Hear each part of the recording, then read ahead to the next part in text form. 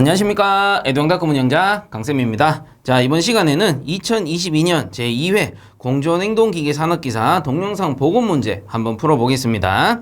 자, 문제 1번. 다음 영상을 보고 회로도의 가, 나, 다 빈칸에 알맞은 기호를 그리시오. 단, 녹색 버튼은 PB 언더바 녹, 적색 버튼은 PB 언더바 적으로 표시할 것. 이렇게 돼 있네요. 자, 우선은 영상부터 보고 오겠습니다.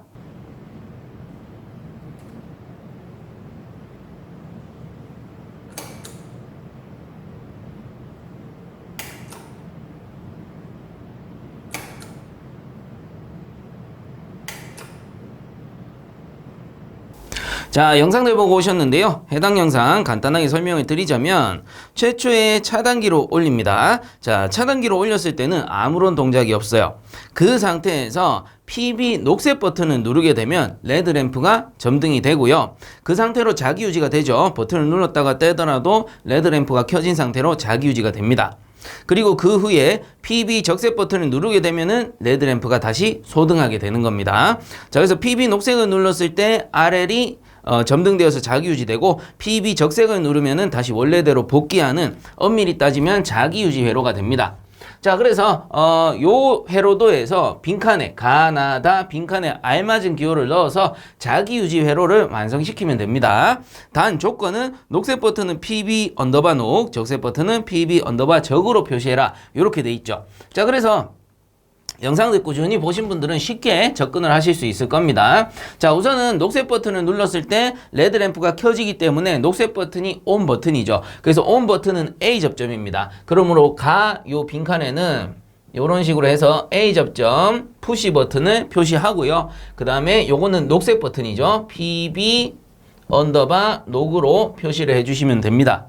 그 다음에 밑에 있는 게 당연히 PB 적색 버튼이 될 겁니다. 그래서 자기 유지 회로를 완성시켜야 되기 때문에 아래쪽에는 B 접점이 들어가 주게 되겠죠. 그래서 적색 버튼이 소등하는 오프 스위치니까 요게 PB 언더바 적 요렇게 표시를 해주시면 됩니다. 자, 요렇게 표시를 해두시고 이제는 RL이 자기 유지가 돼야 되죠. 자기 유지가 되기 위해서는 아래쪽에 릴레이가 있습니다. 요 R이라는 게 릴레이고 RL이라는 게 레드 램프죠. 그래서 R이라는 릴레이가 동작했을 때 자기 유지 접점인 A 접점이 요 다 지점에 붙어줘야 된다라는 거죠. 그래서 요 다 지점이 요렇게 해서 그냥 릴레이 접점은 바만 요렇게 그리는 거죠. 그래서 여기에 R 접점에 A 접점 요렇게 표시해 주시면 되겠습니다. 그래서 뭐 그냥 그림이기 때문에 요 A 접점 그리고 R만 적어줘도 어차피 채점관 분들은 알아보실 수 있기 때문에 정답으로 인정이 될 건데 이왕이면 정확하게 릴레이의 언더바 A 접점이다 뭐 요렇게 표시해 주는 게 아무래도 좋겠죠. 자, 그래서 요 릴레이 언더바 하셔도 되고 아니면 그냥 릴레이 접점은 그냥 요렇게 표시하셔도 됩니다. 조건이 없으니까 그냥 편하게 여러분들이 기호를 넣어 주시면 될 것 같아요. 자, 그래서 요렇게 하면 이제 완성이 되는 거예요. 그럼 요 상태에서 회로만 해독해보고 한번 넘어가 봅시다.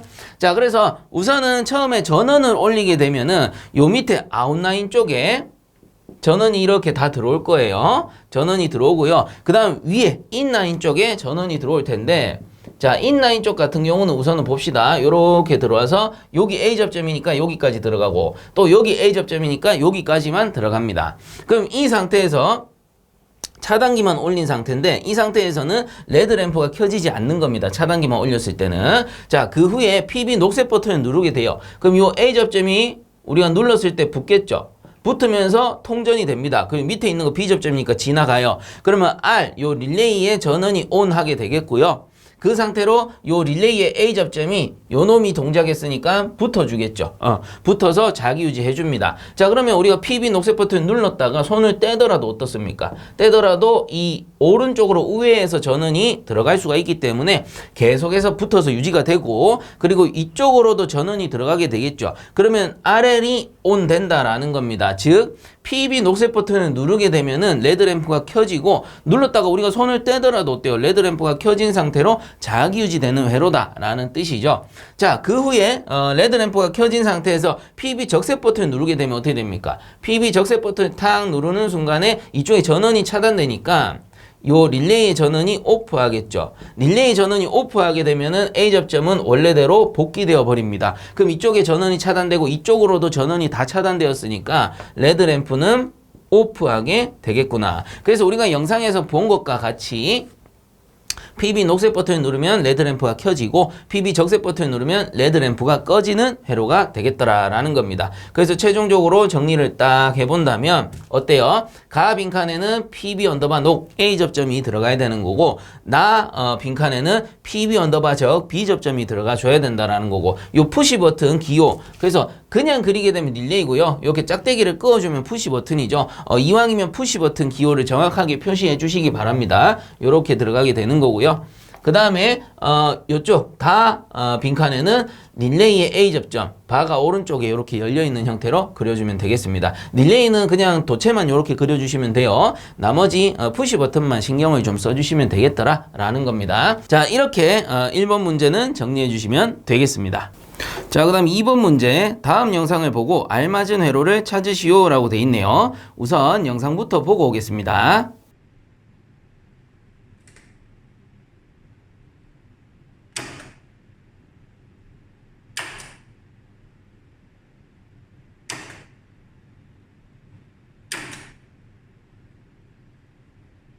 자, 영상들 보고 오셨는데요. 해당 영상 간단하게 설명을 드리면 최초에 차단기를 올립니다. 자, 차단기로 올렸을 때는 레드램프가 점등이 되죠. 자, 그 상태에서 PB 녹색 버튼을 누르게 되는데 PB 녹색 버튼을 누르면 레드램프는 점등되어 있는 상태를 유지하면서 그린램프가 점등하게 됩니다. 물론 녹색 버튼을 눌렀다가 손을 떼더라도 그린램프는 점등된 상태를 유지하니까 이것도 마찬가지 자기 유지가 되고 있다라고 보시면 되겠죠.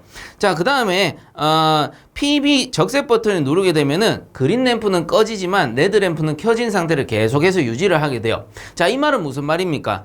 차단기를 올린과 동시에 레드램프는 계속해서 켜져 있는 거고 그린램프만 녹색 버튼 누르면 켜지고 적색 버튼 누르면 꺼지는 겁니다. 그래서 레드램프는 계속 켜져 있고 그린램프만 켜졌다 꺼졌다 하는 회로를 찾아보시면 되겠죠.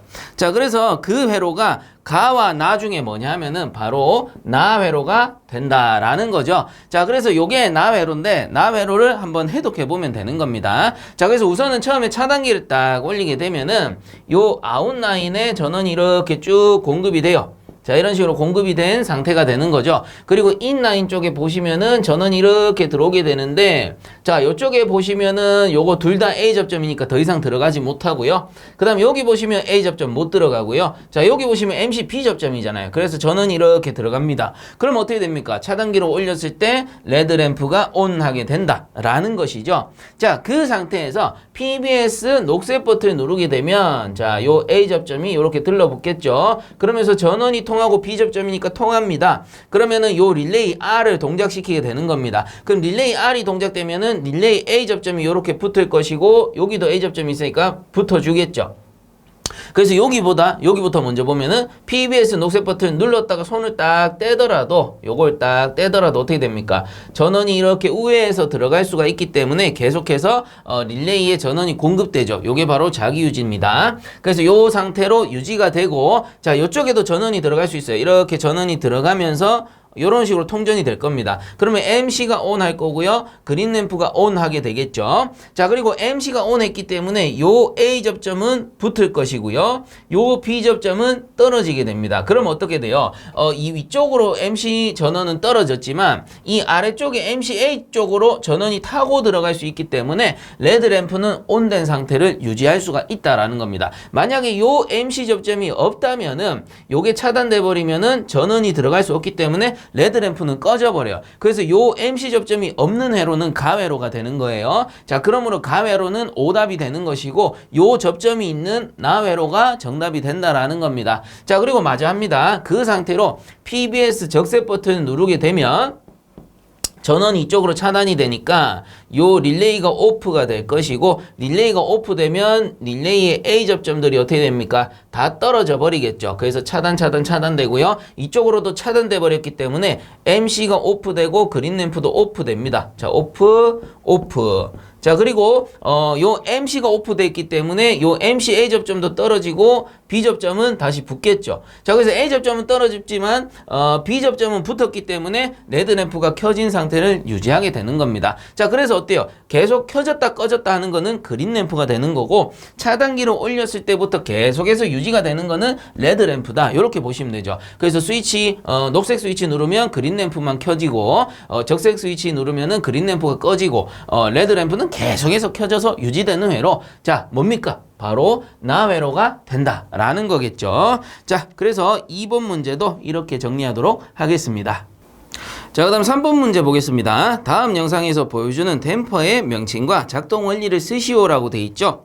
자, 그래서 이전에도 한번 나왔었는데 해당 댐퍼의 명칭은 릴리프 댐퍼였어요.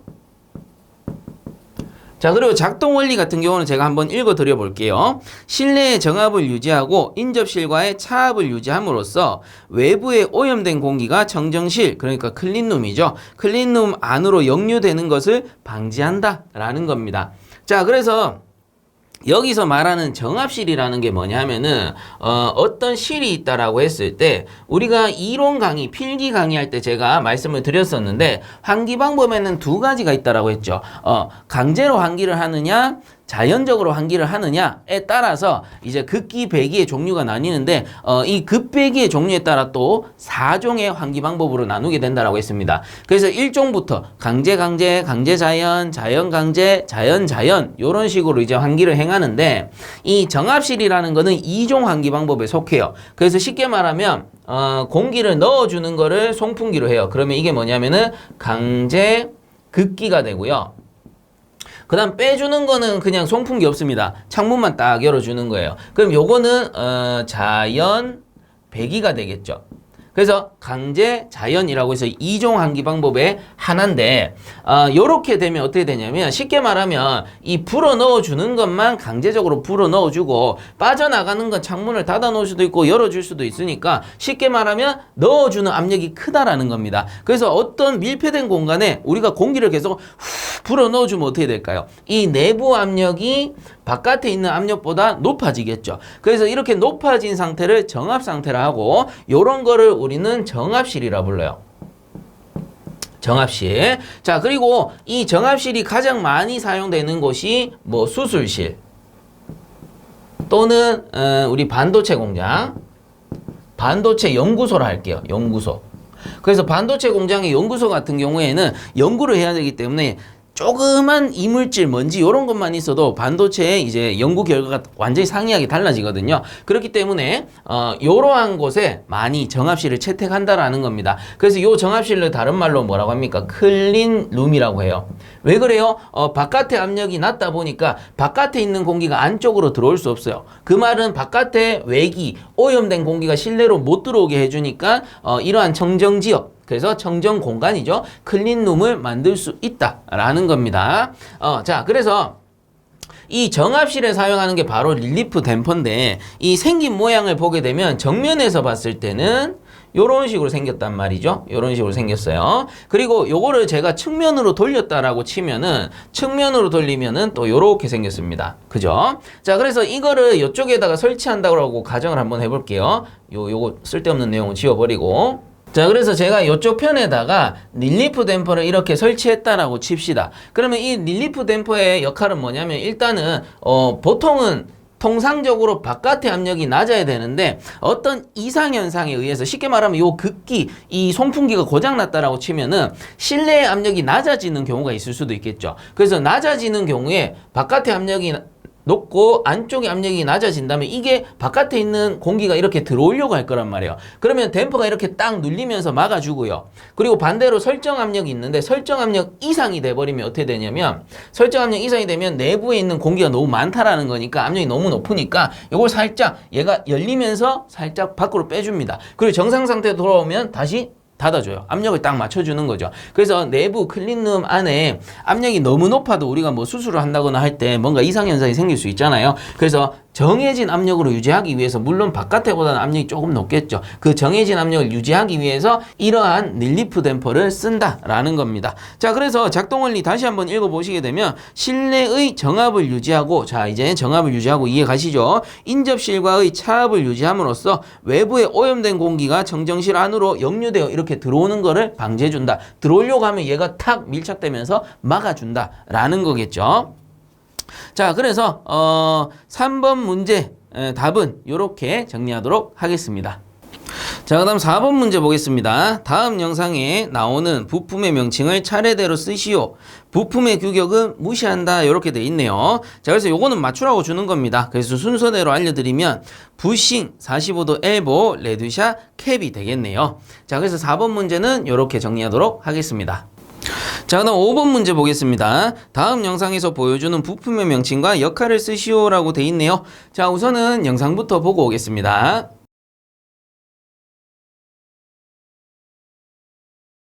자, 영상들 보고 오셨는데요. 이전에 한번 봤던 문제입니다. 그래서 이 영상에서 보여주는 부품의 명칭은 우선 뭐였습니까? 드라이어는 드라이어인데 이와 같이 생긴 드라이어를 우리는 코어셀 필터 드라이어 라고 불렀습니다. 자, 그래서 모양을 잘 보셔야 돼요. 이렇게 생긴 녀석은 코어셀 필터 드라이어다. 이렇게 꼭 알아두셔야 되고요.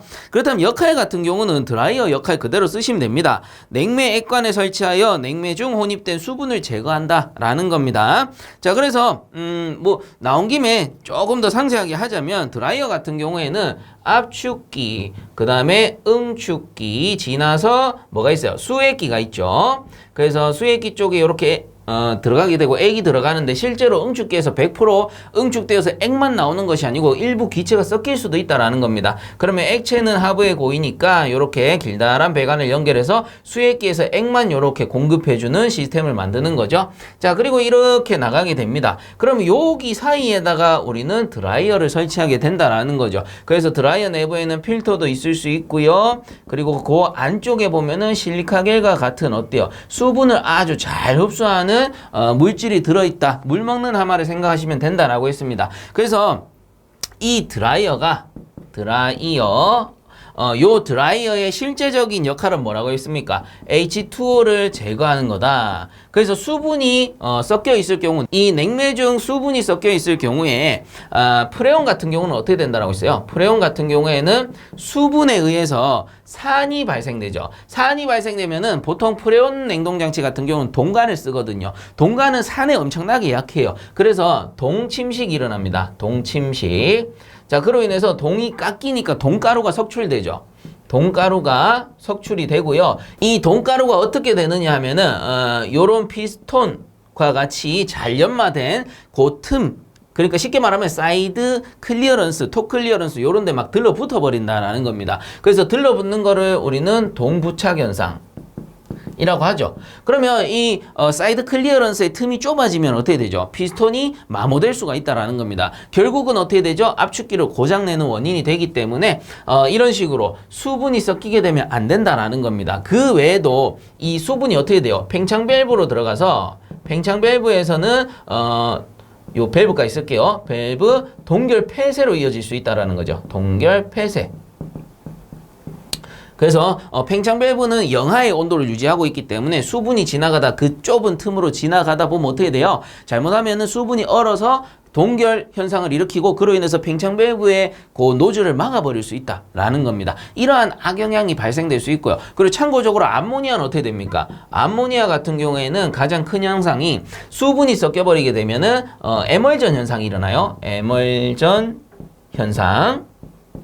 그래서 유타객 현상이라고도 하는데 어쨌든 요 암모니아는 윤활유랑 잘 섞이지 않는 건데 여기에 수분 H2O가 함유되어 버리면은 이런 에멀전 현상, 윤활유와 섞이는 현상이 일어난다라는 겁니다. 그렇게 되면 어떻게 되냐면은 윤활유는 윤활유적 특성을 잃어버리고요. 냉매는 냉매적 특성을 잃어버려요. 그래서 냉매 같은 경우에는 증발온도가 확 올라가 버리게 되고 윤활유는 윤활유적 특성을 잃어버리니까 이 안쪽에 있던 윤활유가 제대로 윤활을 시켜줘야 되는데 윤활을 못 시키는 거예요. 그렇게 되면 쉽게 말하면 윤활유가 이만큼 차 있었는데 이렇게 감소된 효과와 같다라는 거죠. 그렇게 되면 윤활이 잘 안 될 테니까 피스톤이 마모될 수도 있고 토출가스 온도가 상승하면서 윤활유가 열화 탄화되고 그런 탄화분들이 요런 사이드에 또 붙어서 압축기를 고장낼 수도 있다라는 겁니다. 그래서 프레온이든 암모니아든 어쨌든 간에 냉동장치 안에서 가장 안 좋은 거는 수분이기 때문에 이런 수분을 혹시 침투했을지 모를 이 수분을 제거하기 위해서 이러한 드라이어를 설치한다라는 겁니다.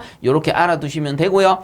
해당 영상에 나온 요 드라이어 그 모양을 잘 보셔야 돼요. 이렇게 생긴 드라이어 같은 경우에는 명칭이 코어셀 필터 드라이어다. 이렇게 알아두시고 역할 같은 경우에는 냉매액관에 설치하여 냉매 중 혼입된 수분을 제거한다 라는 겁니다. 그래서 냉매액관 어디에요? 요 음축기 다음 단이니까 음축해서 나오는 액이죠. 그래서 엄밀히 따지면 음축기와 팽창밸브 사이입니다. 음축기와 팽창밸브 사이는 고온액관에 속하는 거예요. 그래서 요 액체관 수액기를 지났기 때문에 100% 액체겠죠. 그래서 여기에 딱 드라이어를 설치해 해서 냉매 중 혼입된 수분을 제거해 준다 라는 겁니다.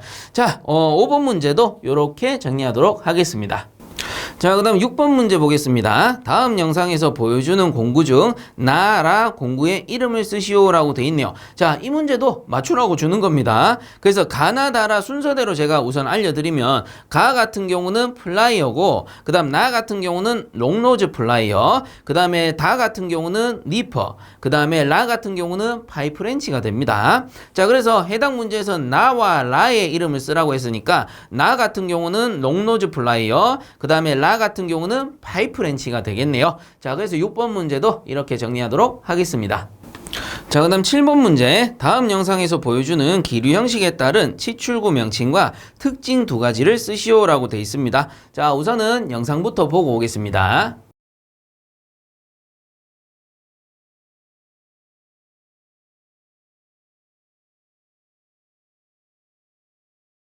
자, 그래서 이거 이전에도 한번 봤던 문제인데요. 요 치출구는 뭐였습니까? 아네모스텟형 치출구라고 했었습니다. 자, 그런데 문제에서는 기류 형식에 따른 치출구 명칭을 쓰시오라고 했기 때문에 단순히 아네모스텟형이라고 쓰게 되면 좀 애매하죠. 자, 그래서 저는 어떻게 정리를 했느냐? 이전에도 이와 같이 정리했습니다. 확산형 치출구고요. 치출구. 자, 이거 왜 그래요? 아네모스텟형이 확산형에 속하는 거죠. 그래서 이렇게 쫙 퍼져나가는 겁니다. 반대로 충류형은 뭐예요? 쫙 쏘는 거죠. 직선으로 쫙 쏘는 건데 확산형은 이렇게 쫙 퍼져나간다. 이렇게 보시면 되는 거예요. 그래서 확산형 치출구이면서 해당 치출구의 명칭은 뭐였습니까? 아네모스텟형. 저는 이렇게 정리를 했다라는 겁니다. 그래서 답 적어주실 때 이렇게 적어주시면 좋을 것 같고요.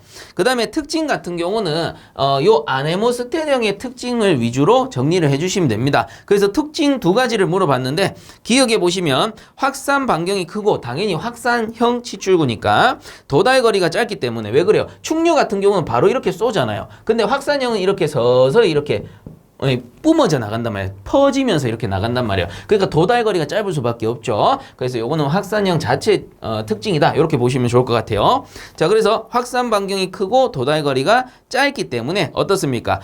천장 치출구로 많이 사용이 된다라는 겁니다. 그 다음에 니은에 보시면 가운데 추를 상하로 움직여 기류 상태를 조절할 수가 있다. 요거는 아네모스텟 자체의 특성이다 라고 보시면 됩니다. 자, 요렇게 특징 두 가지를 정리했으니까 여러분들도 잘 정리해 주시면 좋을 것 같고요. 그리고 참고적으로 이 확산형 치출구다 보니까 아네모스텟형 자체가 확산 반경이 큰 대신에 천장형에 썼죠. 천장형에 쓰는데 이 아네모스텟형 치출구가 요렇게 연결돼 있다 치면 이게 요렇게 서서히 퍼지면서 치출이 된단 말이에요. 근데 문제는 뭐냐면은 단점이 있어요. 뭐냐면 충류형은 쭉 빠져나가 버리기 때문에 스머징 현상이 별로 없습니다. 근데 확산형 같은 경우는 서서히 퍼져나가기 때문에 이쪽 내부의 압력, 그러니까 천장 위쪽의 내부의 압력이 낮다면은 이게 기류가 이렇게 돌아서 들어가면서 어떤 현상? 이 천장에 먼지가 묻는 스머징 현상이 발생할 수 있다라는 겁니다. 그래서 주로 보면은 확산형 치출구에서 스머징 현상이 발생하고요. 이전에 문제에서도 봤듯이 아네모스텟형을 보여주면서 천장에 이렇게 먼지가 끼는 현상을 무엇이라고 하느냐 이렇게 물어본 경우도 있었죠. 그런 거를 우리가 뭐라 했습니까? 스머징 현상이라고 했습니다. 자, 그래서 또 하나 특징이 나온 거예요. 확산형 치출구 같은 경우는 확산 반경이 크기 때문에 스머징 현상이 잘 일어날 수 있다. 이런 것도 특징이 될 수 있다라는 겁니다. 그래서 요건 이제 추가적으로 제가 알려드리는 거니까 참고적으로 보시면 좋을 것 같습니다. 자, 그래서 7번 문제도 이렇게 정리하도록 하겠습니다. 자, 그 다음 8번 보겠습니다. 다음 냉동장치의 명칭을 쓰고 내부에 설치된 장치를 보기에서 모두 골라 쓰시오. 자, 이렇게 돼 있는데 이전에 봤던 장치죠. 그래서 해당 장치의 명칭은 뭐였습니까? 순행식 콘덴싱 유닛이었다라고 했습니다. 자, 그래서 명칭은 순행식 콘덴싱 유닛이었고요. 자, 그리고 장치 윗단에 붙어있는 요게 압축기인데 압축기의 형식이 뭐였습니까? 스크류식이다 라고 했었죠. 자, 그래서 정확하게 안다면 스크류식까지 적어주셔도 되고 아니면은 그냥 순행식 콘덴싱 유닛 요 정도만 적어주셔도 된다라고 했습니다. 자, 그리고 내부에 설치된 장치를 쓰시오라고 돼 있는데 현재 보여주는 장치에, 그러니까 보이는 장치에서는 어떤 것들만 들어있느냐 하면은 이전에 한번 알려드렸듯이 압축기와 응축기만 포함이 되어 있다라고 했습니다. 자, 그래서 이러한 콘덴싱 유닛이 무엇이었냐? 자, 이전에 한번 설명을 드렸는데 한 번 더 그려본다면 압축, 응축, 팽창 밸브가 있을 때 이쪽에다가 콘덴서를 연결한다라고 했어요. 콘덴서. 자, 그래서 여기에서 이제 증발 코일을 이런 식으로 연결을 하게 되겠죠. 연결을 하게 되고 요렇게 되돌립니다. 순환 사이클은 이렇게 형성이 될 거예요. 자, 그러면 요 콘덴서 안에는 어떠한 액체를 넣어 가지고 냉각을 시키는 거예요. 왜? 이게 증발기니까 냉각이 되겠죠. 냉각이 되면 어떻게 되느냐? 어떠한 실에 쿨러를 딱 설치하고 여기에다가 코일을 딱 만들어서 순환을 시킵니다. 자, 그래서 이 콘덴서 안쪽에 들어있는 유체가 뭐라 했습니까? 제가 브라인이라고 했었죠. 자, 그래서 요 냉동장치가 뭐라고 했습니까? 브라인 냉동장치구나. 그리고 뭐 다른 말로는 칠러 유닛이라고 부르기도 하는데 순행식 콘덴싱 유닛이라고 부르는 이유는 뭐예요? 요 콘덴서를 쓴다는 겁니다. 그래서 이게 캐스케이드 콘덴서라고 했죠. 캐스케이드 콘덴서이기 때문에 이런 것들을 콘덴싱 유닛이라고 한다라는 겁니다. 그리고 응축을 어떻게 하느냐, 순행으로 하느냐, 공냉으로 하느냐 이 차이에 따라서 순행식이냐 아니냐 이렇게 나뉘는 것 뿐이에요. 자, 그래서 어려운 내용이 아닙니다. 그리고 요 구조를 한번 이해를 해 보시고 어차피 이론 시간 우리 필기 시간에 다 했기 때문에 한 번 정도 보시면 다 이해를 하실 거예요. 자, 그리고 요 콘덴싱 유닛의 특징은 뭐냐면은 압축기와 응축기가 같이 붙어 있다라는 거죠. 그래서 이전에 이와 같은 문제가 나왔을 때 한 번 더 설명을 드렸었는데 이왕이면 냉동장치는 압축기, 응축기가 붙어 있고 증발기, 팽창 밸브끼리 붙어 있는 게 효율적으로 좋다라고 했었습니다. 자, 그렇기 때문에 해당 요 영상에 보여준 장치죠. 요 장치에 내부에 설치된 장치 같은 경우는 요 압축기와 응축기가 같이 묶여있는 장치다. 이렇게 보시면 됩니다. 자, 그러면 증발기 팽창 밸브는 어디 있습니까? 당연히 뭐 어디 기계실에 있을 겁니다. 기계실에 브라인 요 콘덴서가 설치된 부분에 증발 코일이 들어가기 때문에 그 주변에 설치되어 있을 거고 우리가 실제로 브라인 냉각기 같은 경우는 실내에서 봤을 때는 이 브라인이 들어오는 거기 때문에 실내에서 봤을 때는 우리 에어컨 증발기랑 똑같이 보이겠죠. 그냥 쿨러를 보는 거다. 이렇게 개념을 잡으시면 돼요. 자, 그래서 해당 문제에서 답을 다시 한번 정리하면 명칭 같은 경우는 순행식 콘덴싱 유닛이고요. 압축기가 스크류식이기 때문에 정확히 아신다면 쓰셔도 되지만 뭐 안 쓰셔도 상관은 없다라는 겁니다. 그리고 해당 장치 내부에 설치된 장치는 압축기와 응축기다. 이렇게 압축기, 응축기가 묶여 있는 상태다라고 보시면 된다라는 거죠. 자, 8번 문제도 이렇게 정리하도록 하겠습니다. 자, 그 다음 9번 문제. 다음 영상을 보고 배관이 멈춘 상태에서 가의 평면도를 그리시오라고 돼 있네요. 자, 우선 영상부터 보고 오겠습니다.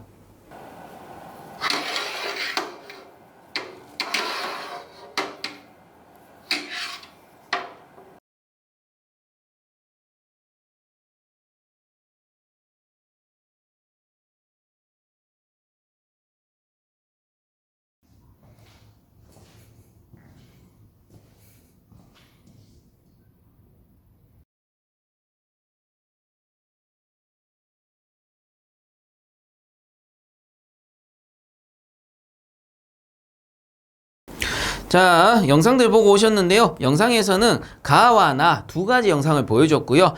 정답으로는 가의 평면도를 그리시오라고 되어 있습니다. 자, 그래서 가의 평면도를 그릴 건데요. 가의 평면도. 자, 우리 화면을 기준으로 평면도란 것은 작품을 위에서 이렇게 내려다보는 거죠. 자, 그렇기 때문에 위에서 내려다보게 되면은 좌측 아래쪽에 배관의 구멍이 이렇게 보일 거예요. 자, 이렇게 보일 것이고요. 그 다음에 배관이 이렇게 올라오게 되겠죠. 물론 이 아래쪽에 엘보를 썼으니까 엘보 표시를 해줘야 되고, 그 다음 윗단에서 이렇게 꺾었고요. 그 다음 내려가네요. 그리고 엘보 마찬가지 이렇게 표시를 해주시면 됩니다. 자, 그 다음에 여기서는 다시 이렇게 꺾어가지고 올라가게 되고요. 마찬가지 엘보 표시 이렇게 잘 해주시고요.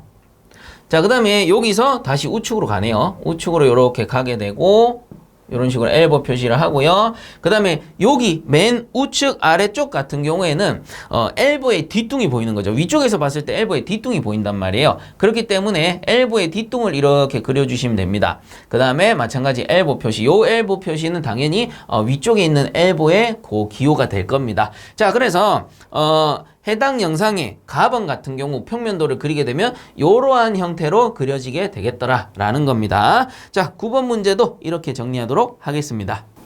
자, 그 다음 10번 문제. 다음 영상에서 보여주는 장치의 명칭과 사용 목적을 쓰시오 라고 되어 있습니다. 자, 그래서 해당 장치의 명칭은 뭐였습니까?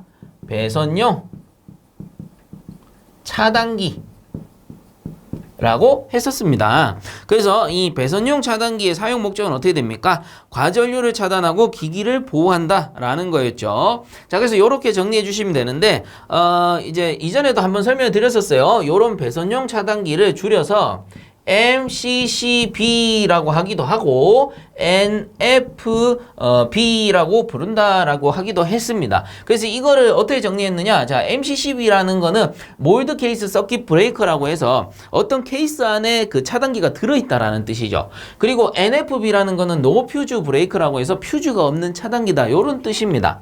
근데 요거를 우리 현장에서는 어떻게 많이 쓴다라고 했어요. 이 MCCB라는 거는 커다란 차단기 있죠. 그래서 배전판 큰 곳에 사용하는 커다란 차단기를 주로 MCCB라고 많이 부르고, 이번 문제에 나왔던 자그마한 차단기, 우리 가정용 요런 거를 주로 NFB로 많이 부른다라고 했었습니다. 근데 실제로는 뭐예요?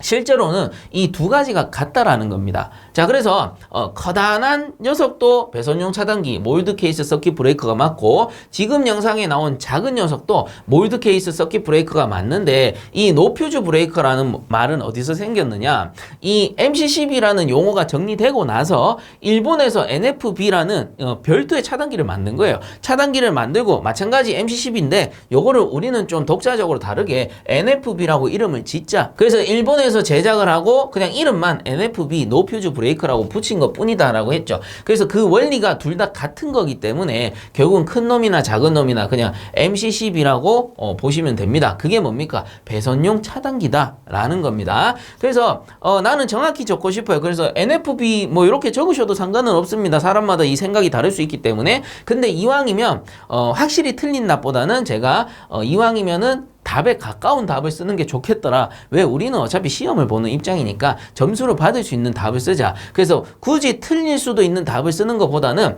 그냥 뭉뚱그려서 배선용 차단기라고 쓰시는 게 좀 더 우리 점수를 받기에는 좋지 않을까, 제 개인적으로 이렇게 생각하기 때문에 이렇게 정리한다라고 말씀을 드렸죠. 자, 그래서 10번 문제의 명칭은 배선용 차단기가 되고 사용 목적은 과전류를 차단하고 기기를 보호한다. 이렇게 정리해 주시면 되겠습니다. 자, 11번 문제 보겠습니다. 다음 영상에서 보여주는 장치의 명칭과 사용 목적을 쓰시오 라고 돼 있네요. 우선 영상부터 보고 오겠습니다.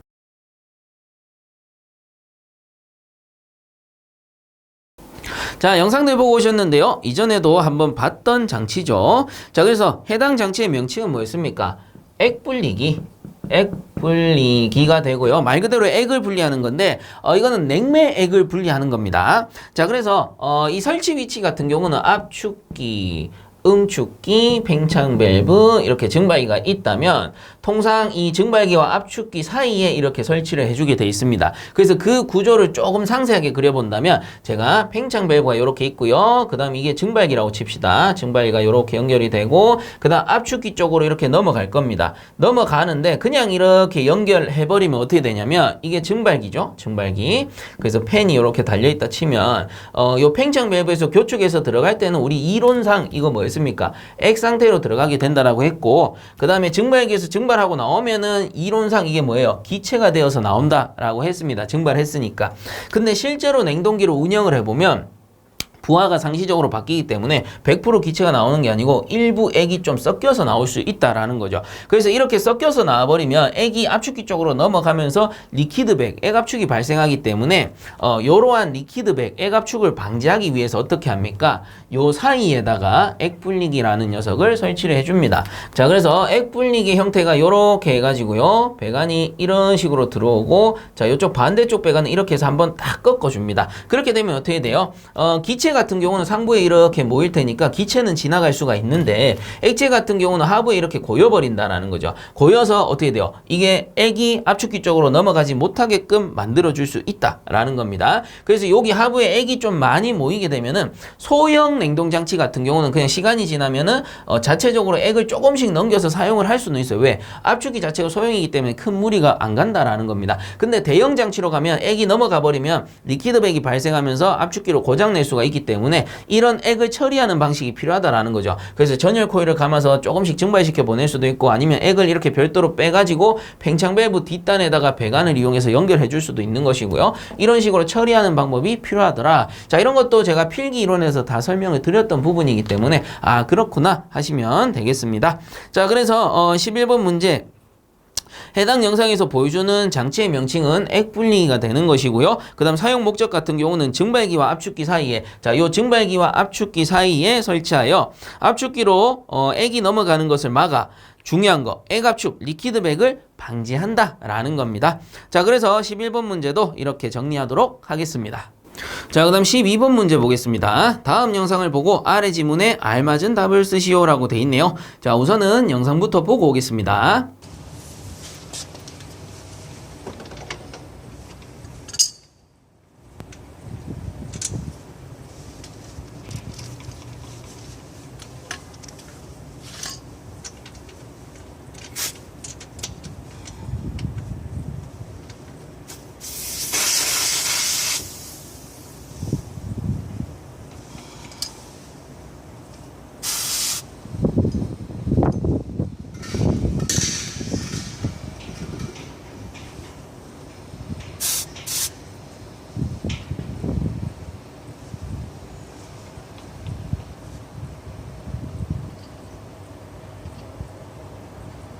자, 영상들 보고 오셨는데요. 해당 영상에 나오는 장치 많이들 보셨죠? 그리고 냉동하시는 분들은 모를 수가 없는 장치죠. 자, 그래서 해당 문제에서는 지문에 알맞은 답을 쓰시오라고 했기 때문에 우선 동그라미 1번 같은 경우에는 영상에서 보여주는 장치의 명칭을 쓰시오라고 했습니다. 그래서 해당 장치 명칭 뭡니까? 매니폴드 게이지가 되죠. 자, 그래서 매니폴드 게이지 이렇게 작성을 해주시면 되고요. 그 다음에 두 번째 지문을 보시게 되면 오른쪽 압력 게이지가 고압용인지 저압용인지 쓰시오라고 돼 있죠. 자, 그래서 화면을 보시면은 청색 호수가 연결된 게이지가 있고요. 적색 호수가 연결된 게이지가 있습니다. 그래서 청색 호수가 연결된 청색 게이지가 저압용이고요. 적색 호수가 연결된 적색 게이지가 고압용이죠. 그리고 노란색 호수 같은 경우는 어떻게 돼요? 우리가 냉매를 충전하게 되면은 냉매 용기에 연결이 되는 것이고, 그 다음에 만약에 진공을 잡는다라고 하면은 진공 펌프에 연결이 되는 겁니다. 그래서 냉동 장치에 있어서 저압축에 연결하는 거는 청색 호수, 그 다음에 고압축에 연결하는 거는 적색 호수다. 그 게이지로 따져도 마찬가지죠. 저압축에 연결하는 거는 청색 게이지, 그리고 고압축에 연결하는 거는 적색 게이지다. 물론 화면상 이제 게이지 눈금이 우리가 정확하게 보이면 이게 몇 메가파스칼 또는 몇 킬로그램 퍼 제곱센치인지 정확하게 보이면은 그걸 보고 작성을 해주시면 되는데, 제 영상을 기준으로는 그 내부의 수치까지는 안 보여요. 그래서 그냥 색깔을 보고 이렇게 판단한다 라고 보시면 되고요. 만약에 여러분들 시험장 가서 그 수치가 보인다면 그 수치를 비교해서 답을 적으셔도 상관은 없습니다. 자, 어쨌든 요 영상을 기준으로 해당 영상 영상 화면을 기준으로 우측에 있는 거는 뭡니까? 오른쪽에 있는 게이지는 당연히 고압용 게이지구나. 이렇게 볼 수 있는 겁니다. 자, 그래서 고압용 이렇게 작성해 주시면 됩니다. 만약에 문제에서 오른쪽 게이지가 고압측인지 저압측인지 라고 쓰시오 하면은 그냥 고압측 이렇게 쓰시면 되고, 고압용인지 저압용인지 쓰시오라고 하면은 고압용 뭐 이렇게 쓰시면 되겠죠. 그래서 고압측 또는 고압용 여러분들 쓰시고 싶은 거 편한 대로 그렇게 작성을 해 주시면 좋을 것 같습니다. 자, 그래서 12번 문제도 이렇게 정리하도록 하겠습니다. 자, 그리고 이번 회차도 여기서 마무리하도록 하고요. 본 영상이 도움되셨다면 구독과 좋아요 한 번씩 부탁드리겠습니다. 자, 수고들 많이 하셨습니다.